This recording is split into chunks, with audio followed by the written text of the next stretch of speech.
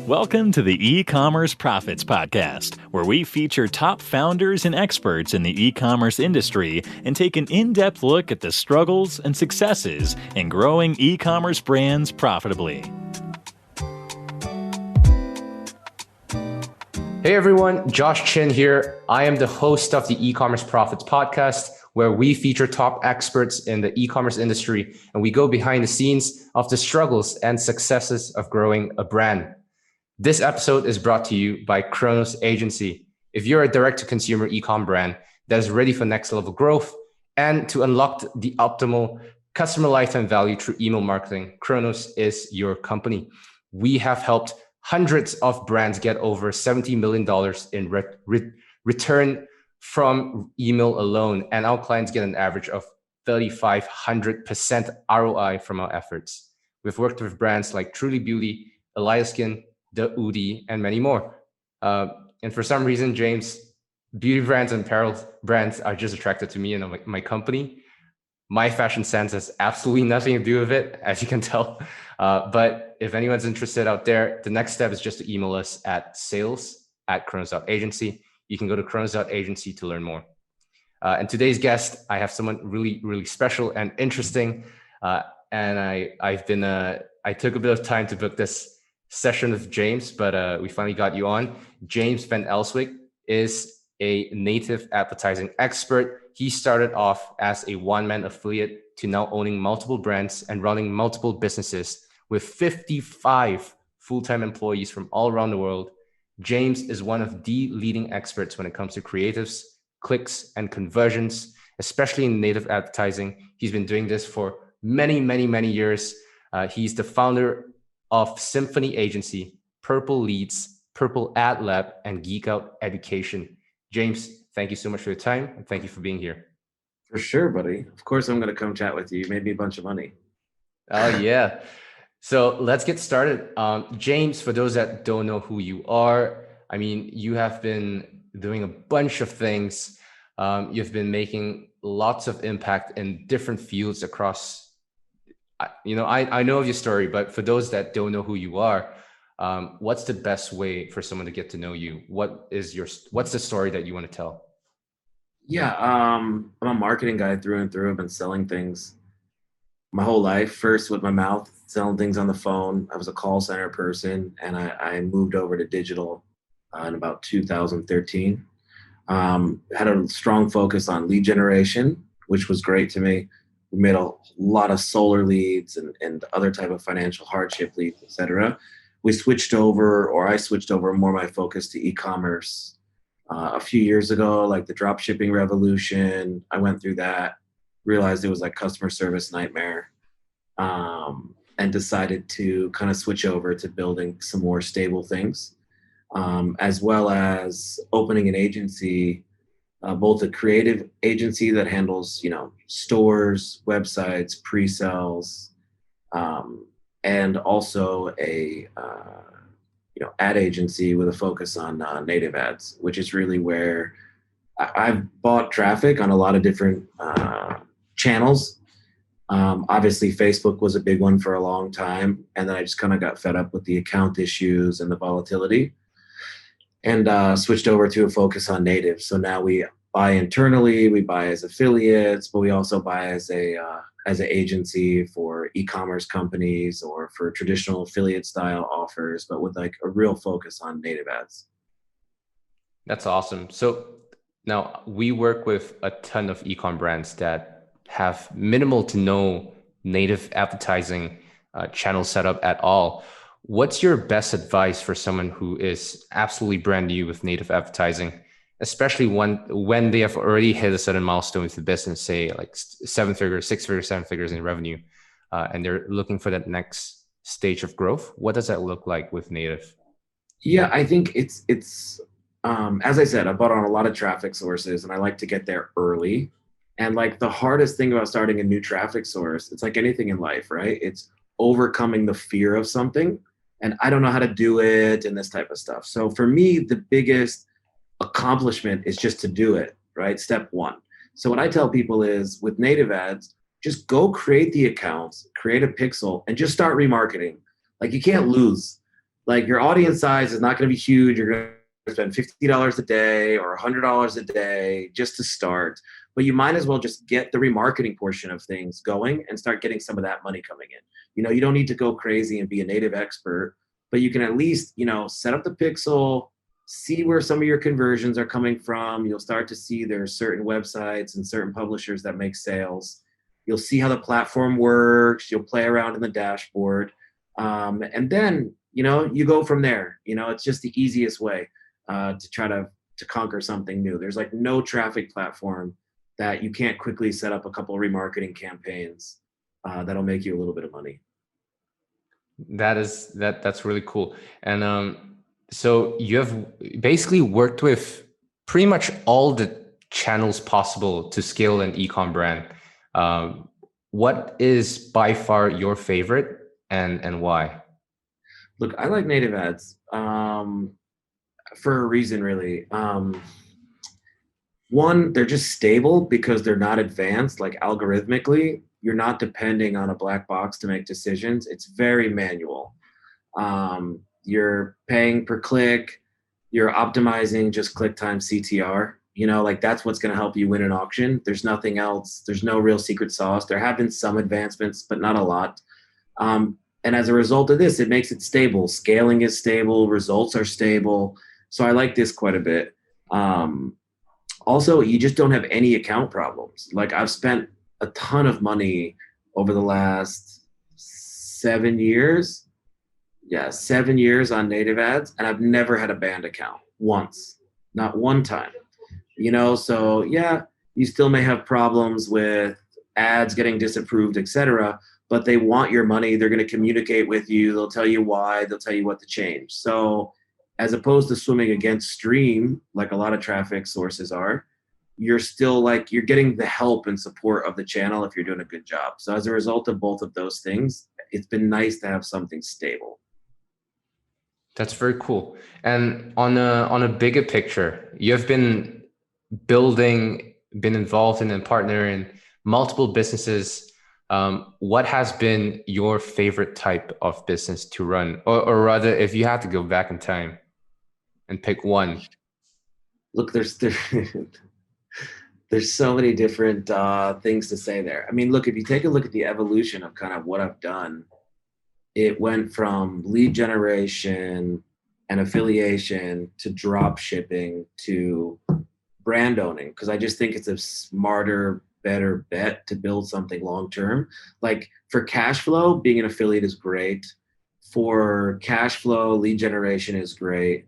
But from a value perspective and building an organization that you can really bank on and keep something that you built, I think investing in building an e-commerce brand has been pretty great.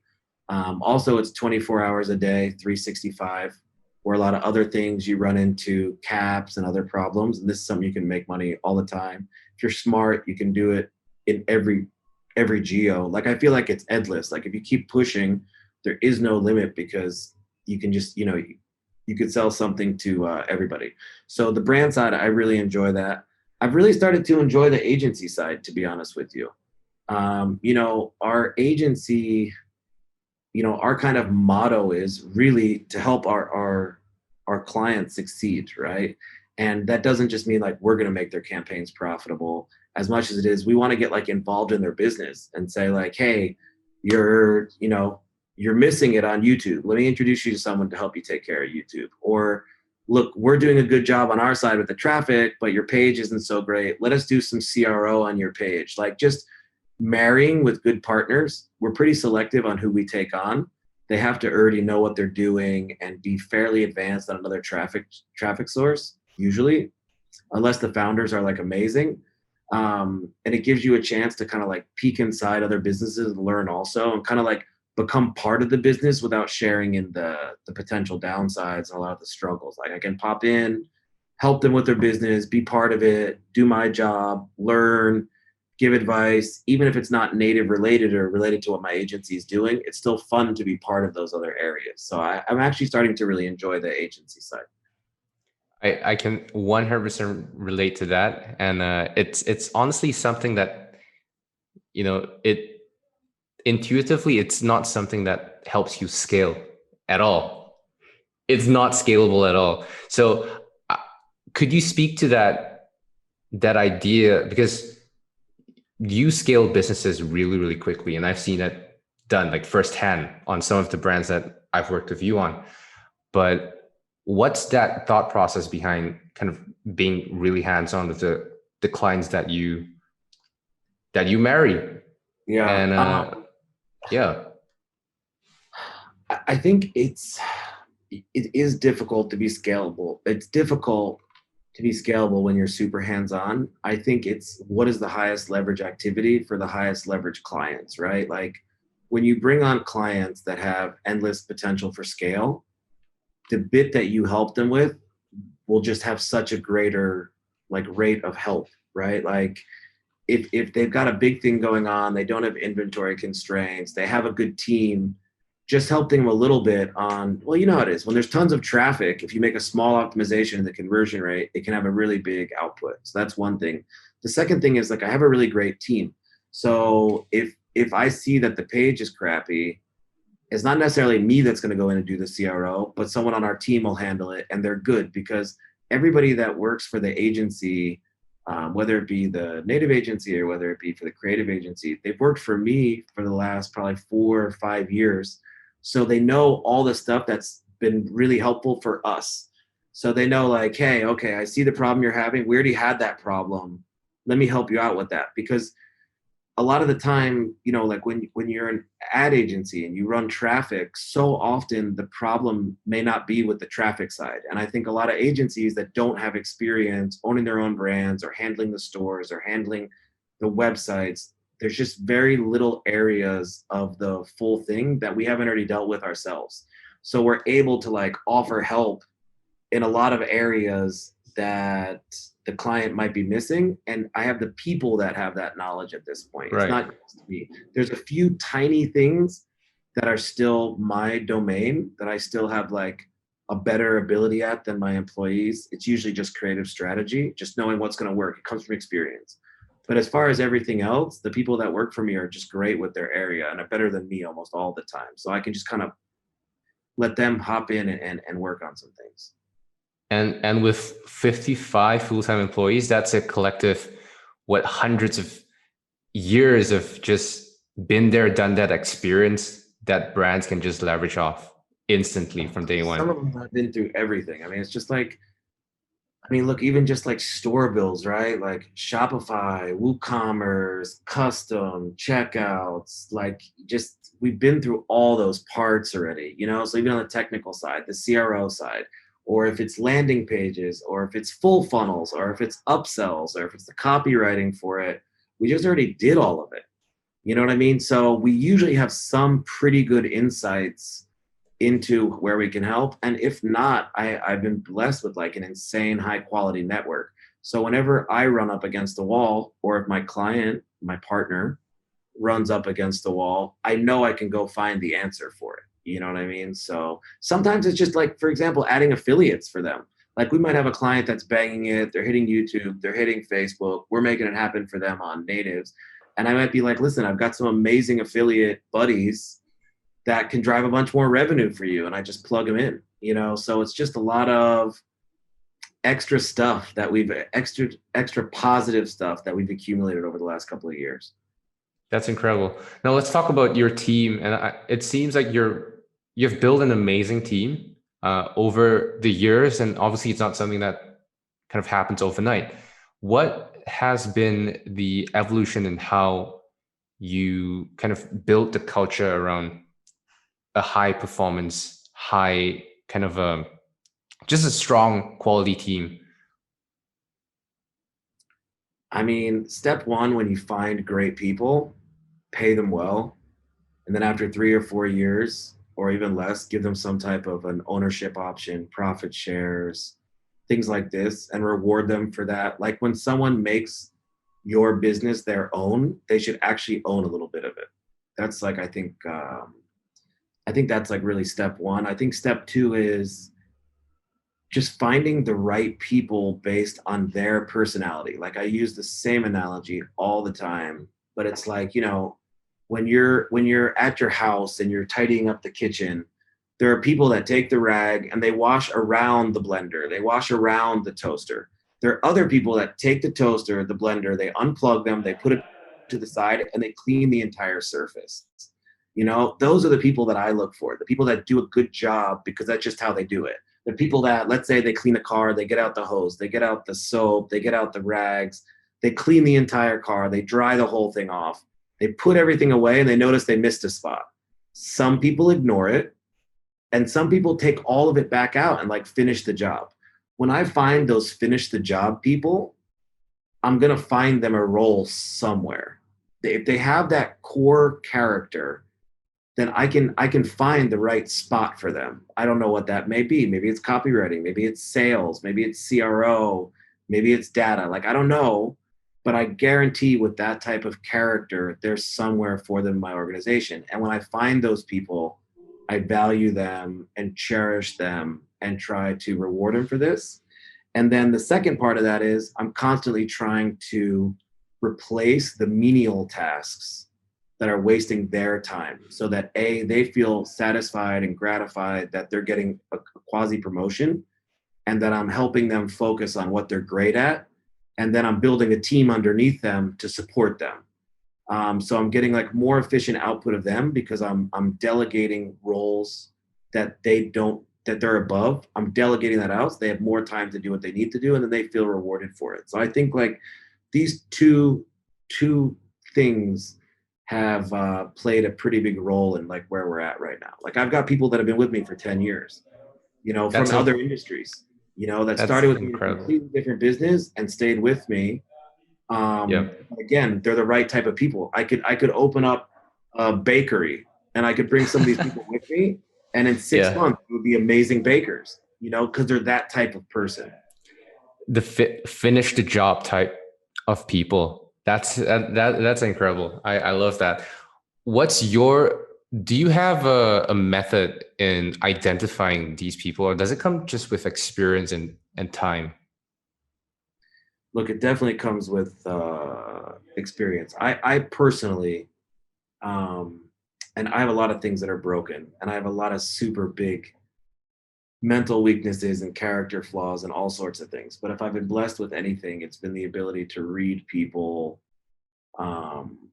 effectively for these type of character things. Like, I can talk to somebody, I can see their body language, I can see how they're dressed, I can see how they talk to me, I can see how they look, and I can kind of in a weird way like get into their head and see like what their existence looks like when they leave. Like, I can tell you like what does the inside of your car look like?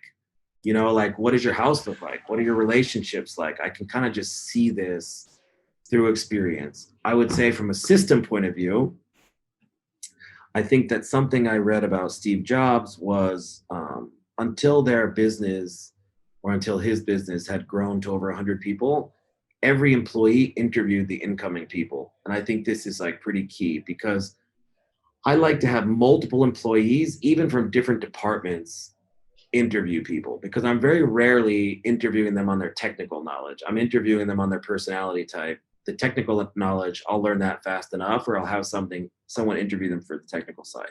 By having other people interview, you're getting a chance to get a lot of different viewpoints. And if you know your employees, this one is optimistic and this one is skeptical. So now I'm starting to look at a new person through different lens and through their point of analysis that I don't have. Like, I have a different type of analysis, right? So we all have different perceptions. We all have different ways to analyze. So I like to look through other people's lens. And then the flip side that's nice about it is I tell my employees, like, look, I want you to interview because someday I want you to do hiring. And it also has like a double purpose, because it allows them to understand that we promote from within, and that my plans for them are greater than what they're doing now. My plan is for them to manage and hire and be part of this process, and I value their opinion. Doing it this way, like if you have 5 employees outside of you interview someone and they all get really good vibes, even the skeptical ones, it's usually a pretty safe bet that they're going to fit in with the corporate culture of doing a good job, completing tasks, and the other stuff that we value. That's just beautiful. That's amazing. What do you think about and we spoke about this a little bit before we hit record. what do you think about the whole shift in remote working today, and how that can coincide with building a strong culture, just like what you described, and just having people that still feel like they belong? What does that look like in a remote first environment? I don't think I'm very good at this, to be honest with you. Um, I think I have good corporate culture because I hire people that have great value systems that helps us. So there's that shared thing. I think a lot of my employees respect each other, which I think is massive. I think it's like something that is one of the biggest, it makes me more proud than anything else, is when I've got badass people that respect the other people that work there that are badass. And I think that this is kind of self-perpetuating the way that everything kind of works. I don't think I'm the best at building corporate culture on the remote side. I think that I, as a leader, kind of make up for it by always keeping people in the loop in one-on-ones, where I let them know what's going on, where the company's going, and kind of just sharing with them the excitement of the vision. But usually it's in a one-on-one fashion. I will obviously do all hands and I will do company meetings, but for me, it's never been as effective as letting people know what's going on and what's coming next on a personal level. Again, not super scalable, but as long as I'm hitting the right people, let's say 8 people, that's going to disseminate, disseminate downward. That's awesome. And so what you've kind of just described is what's happening on the inside of, well, of your businesses and well, your agency. And you've also worked with agencies as a client as well. In your opinion, from your perspective, what makes a successful agency? Because I know of lots of brands that have worked with lots of different agencies before working with us, who have had just very specific struggles in their experience with those other agencies that just made that whole relationship sour. What do you think a brand should look out for, and what makes for a good agency, in your opinion? Okay, I think I would approach this almost from like a different angle, how I see agencies and service businesses that have such a single point of contact in many ways, right? Like you hire an agency. Let's say I've got an internal team of media buyers of 10, and I hire an agency and they have a team of 10, right? At the end of the day, whoever I get from this agency, it's going to be basically one person that's responsible for my account. So it's like, do you have a problem with the agency, or do you potentially have the problem with that one person managing your account?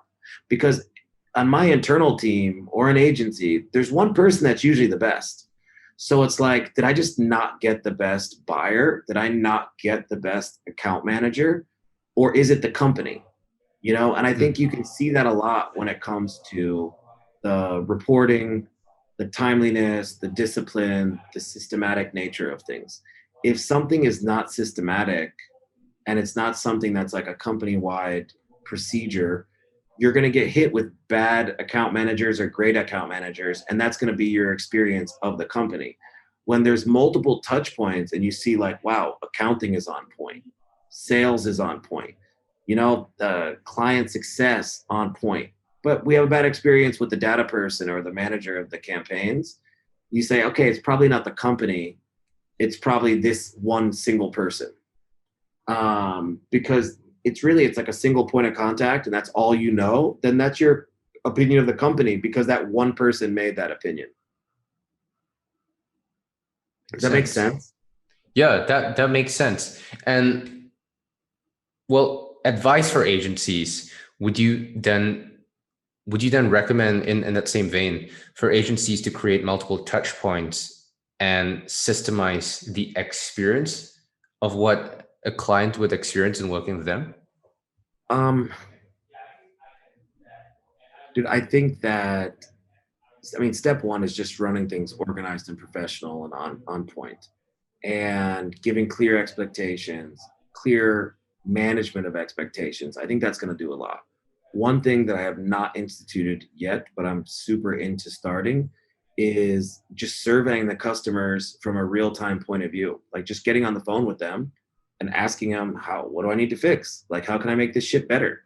Because like those insights are the most powerful. And it also shows clients like, hey, I'm trying to do a good job. I'm trying to improve. No one is perfect. We're not arrogant. We don't think we're the best at everything all the time. We want to know how to be better. What would you like? Do you want more updates? Do you want more communication? Do you want less communication? Um, there's just a zillion things that from a client point of view they want, but there's never like that communication and feedback because everyone's always just focused on making the campaigns work, where I think digging in and getting that feedback can be like really powerful. That's awesome. Is that how you built your relationships at Symphony Agency? Look, I'm always personally looking for feedback and watching what's going on with campaigns and clients. And I think we get a pass very often because we have very good results, right? So our client management can be less because we're getting good results. Obviously, when the results are not so good, it takes more client management.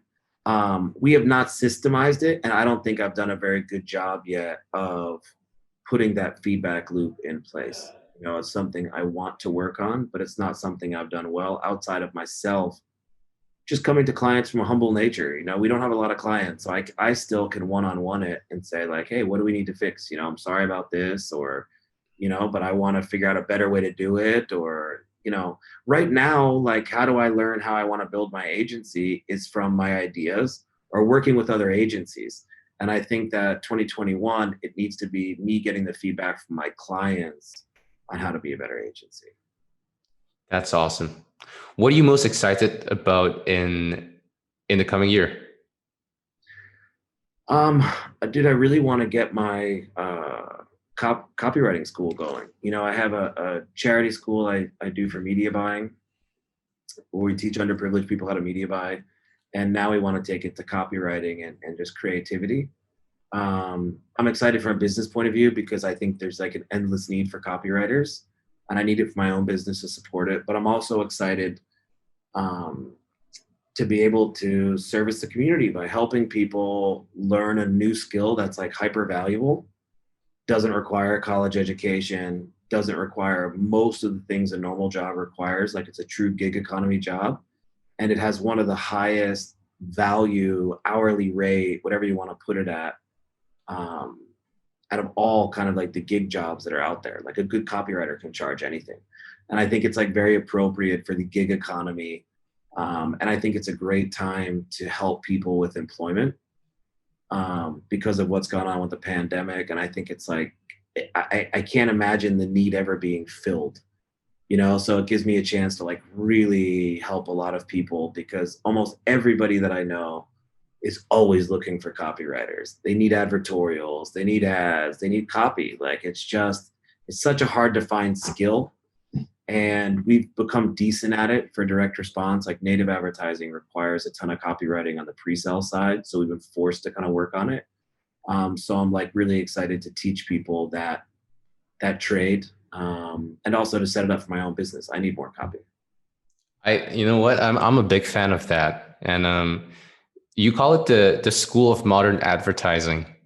And I've seen your one of your initial these batches of students at I believe that was in 2019, was that? Yes. When we met. And that was purely for media buying. And you actually landed quite a number of people in really cool jobs just within your network. Yeah, still there, man. I still follow up on them from that original class.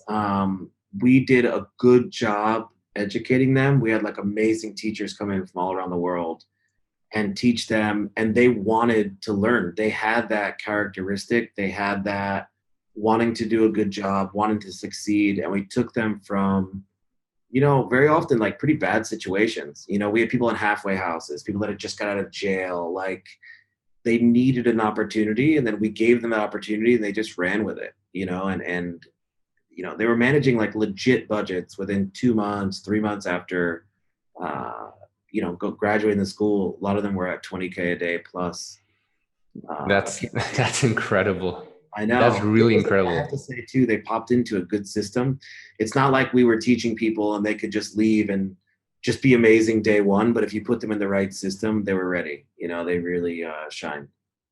That's awesome. For people who don't know, how does the school work? Who's funding the school, and how do the students get enrolled? Yeah, so I fund the school. It's a full charitable effort on my end. And this year, now that I'm moving back to the United States, I'll have the ability to really start to kind of put more emphasis on it and formalize it a lot more. I'm very fortunate, and I say I fund it. I also have a partner that hires a lot of the students. He funds it, so I have to be careful there. No, but I've had a couple different businesses approach me and say, look, we want to give back. We want more media buyers. Let's do a school. You bring in the teachers and you get everybody trained up, and we'll hire the people. So, but this year we'll definitely more formalize it. The way that we get the students is we look in areas that people have hardships. We go to probation officers, we go to halfway houses. We go to these types of locations to find, diamonds in the rough, people that need and will appreciate opportunities. And then they come to the school. Obviously, it's all paid for. We train them. And then if they graduate, then we put them into jobs. That's just amazing. I mean, how do you decide who to enroll? Because you must have identified some kind of a drive within the students to have enrolled them in the school. How do you make that selection? Are you involved in that selection process? Yeah, I'm the ultimate in the selection process. I mean, step one is I have a responsibility to my partner that's going to employ most of them to make sure they're going to be good, right? So I've got to hire people that I think will be good at media buying. Like at the end of the day, I need to hire people that I would end up hiring myself. So that's one thing. And then obviously it's like the hardship. And it's like, is the hardship there's just a million hardships, but is it the type of hardship that's going to breed a sense of responsibility and appreciation?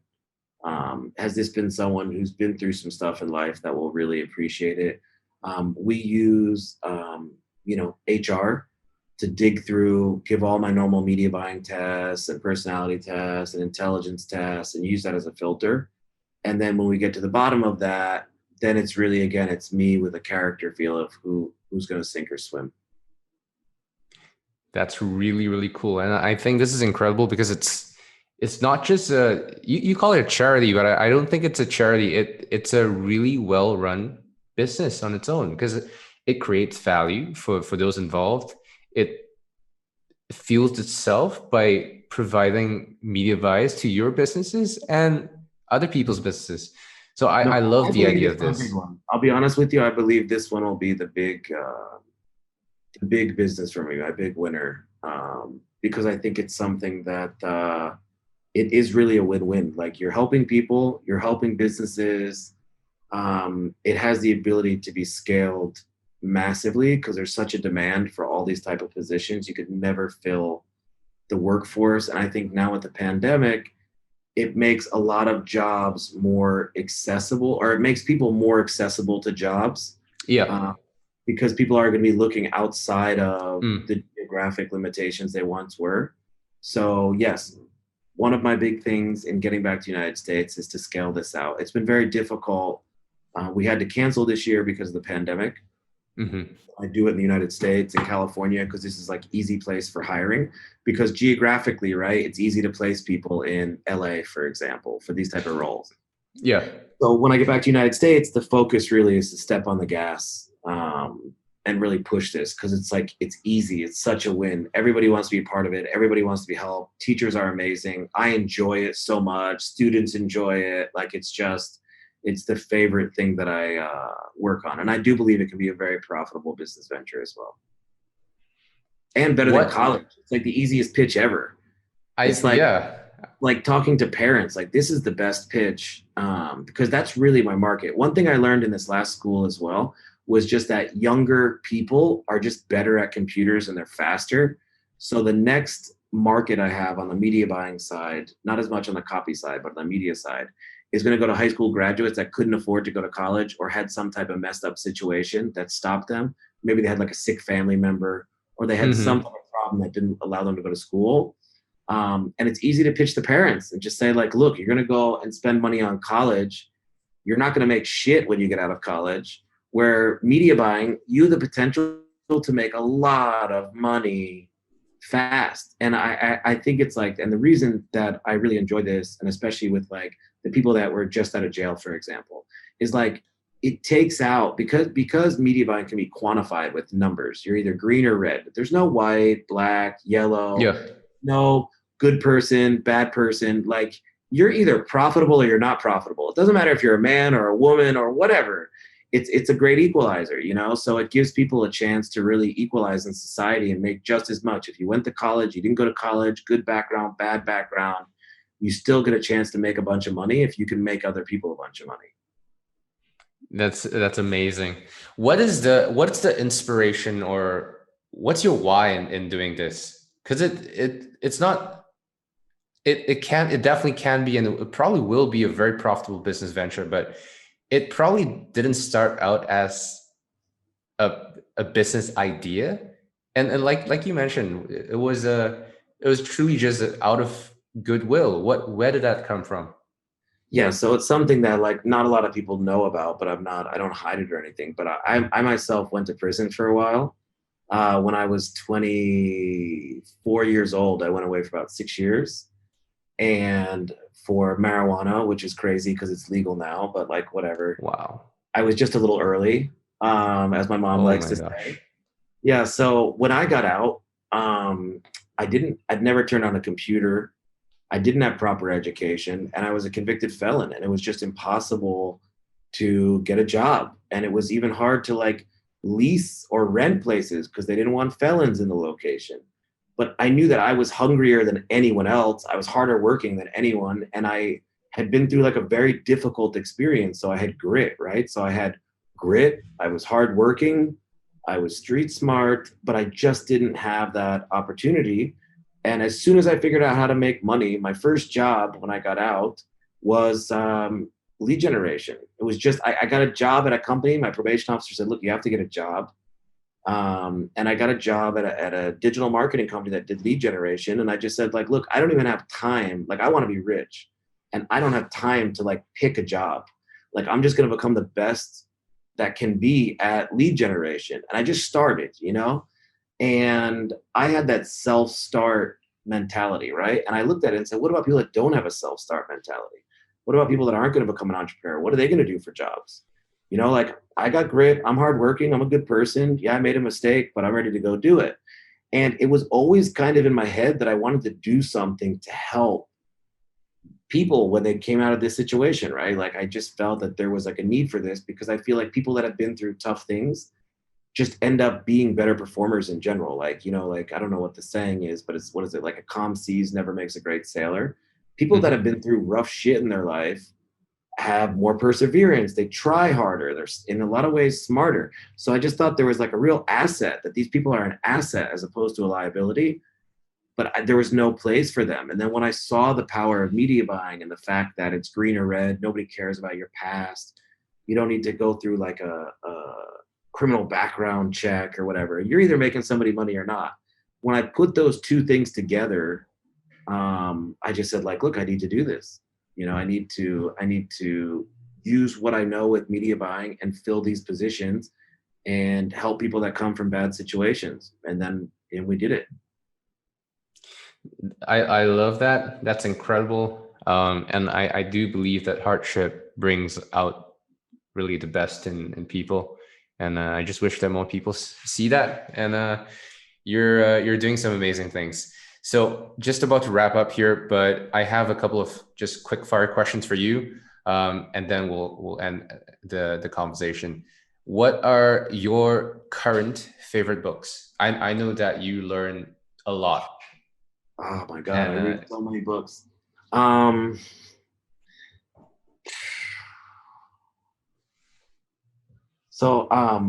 There's a book that I just keep going back to, Traction. It's not like the most amazing advanced book in the world, but I really like it. And I'm looking at the EOS system again. I think that's been something that, yeah, I don't know, dude. I just keep going back to, that one recently and kind of digging in on that again. Let's see, what else are we into this last year?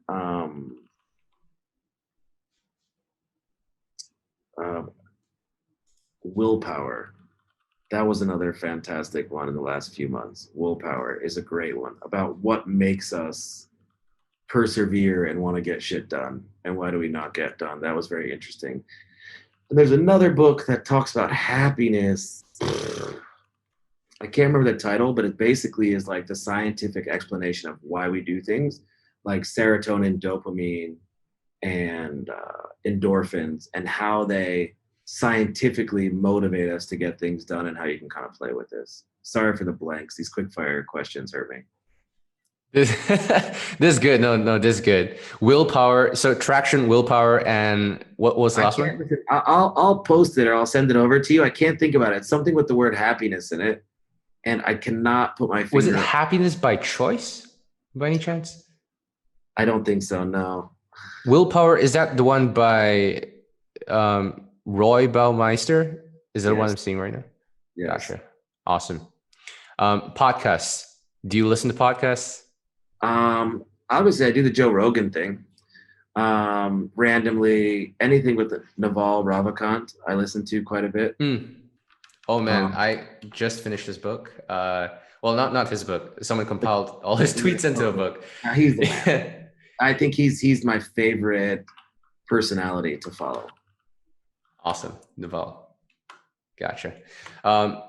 Your favorite conferences, and I know you have a couple coming up. Obviously, my own event business, man. Geek Outs. You know, we do events. We do great events. We cap it at like, I don't know, 30 to 40 people. Everybody's interviewed. Everybody's very high level. And it's like a combination of a social event and what we call like laptop learning. It's not traditional where teachers are hitting it with like PowerPoint. It's more like open up campaigns, show what's working. Why did we do it?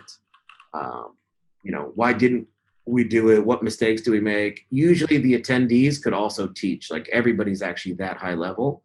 This year, we're going to do 7 of them. We're really excited. We partnered with Thras.io, which is one of the big company.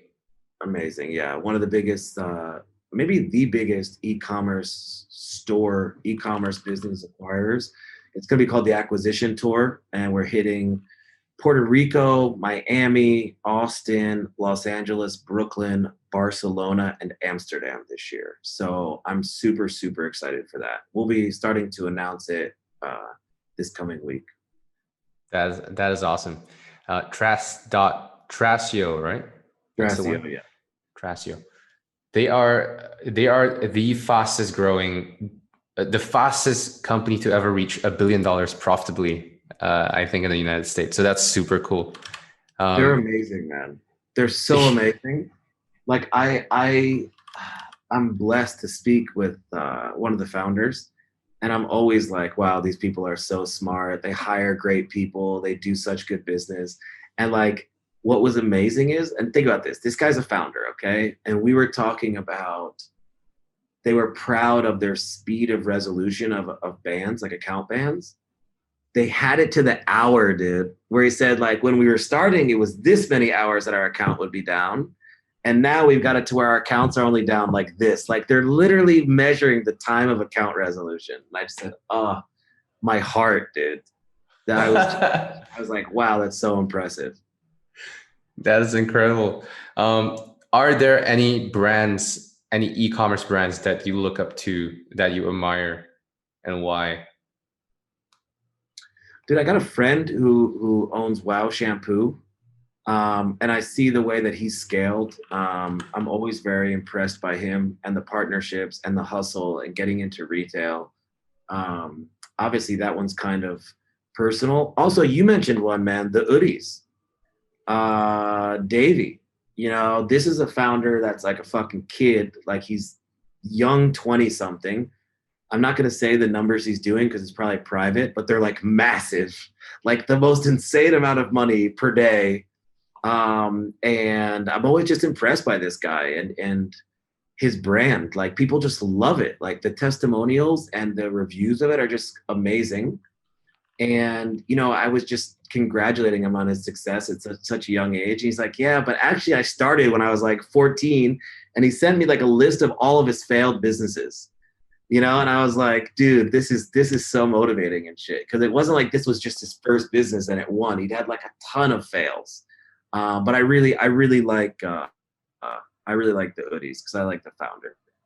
And he's a really, really humble guy. I mean, he's one of the most down to earth, really young founders that I know. I mean, I know lots of e-com drop shipping owners and brand owners who are just, they tasted success too early, too young, too quickly. Yeah. And that's where the ego and the arrogance kick in. But no, he's super humble. He's super humble, and he's like crushing like the biggest numbers, and he's just so chill. Like I know. Yeah. Never changed from when the brand was brand new to now. He's just the same chill dude. Like I love that guy, man. And he just doesn't want to be in the spotlight. He just loves doing his thing in the background. Yeah, I even asked him for natives. I asked because we run natives for them, and I asked if I could do a founder story because it's such a great story, right? Like 25-year-old Aussie whiz kid creates viral brand. Like it's just even a good headline, And he's like, nah, I don't want to do that. I was like, all right, dude. Oh man, that's awesome. All right. Is there anything that you leave for our listeners? Just quick one sentence or an advice that you would give. If you had a billboard, let me change this question. If you had a billboard in the busiest street of LA, or what would you have on that billboard? I got so many, brother. But I would say, especially if it's LA, envy is the theft of joy. Enjoy what you have. If you're always looking at Instagram and what other people are doing and this type of stuff, you'll never be happy with what you have. And that's really what it's all about. We have like amazing lives because we're alive, and we should appreciate that moment and what we're doing and our successes and our accomplishments and not be coveting other people's, otherwise you'll never be happy. I love that. It's beautiful. And if anyone is interested in contacting you about native ads, helping the brand scale native ads, what should they do? I think email me directly. You can email me at james@purpleleads. James@purpleleads.com. Yeah, james@purpleleads.com. Put Josh Chin in the subject line so I answer it. Maybe also put the word natives in there. I'm very selective with my email pruning. So yeah, james@purpleleads.com, and we're happy to check out your brand and see if we can scale it for you. Perfect. James, thank you so much for your time. It's been an amazing conversation, and thank you for being on. Always a pleasure, brother, man. Have a good day. Thanks for listening to the E-commerce Profits Podcast. We'll see you again next time, and be sure to click subscribe to get notified of future episodes.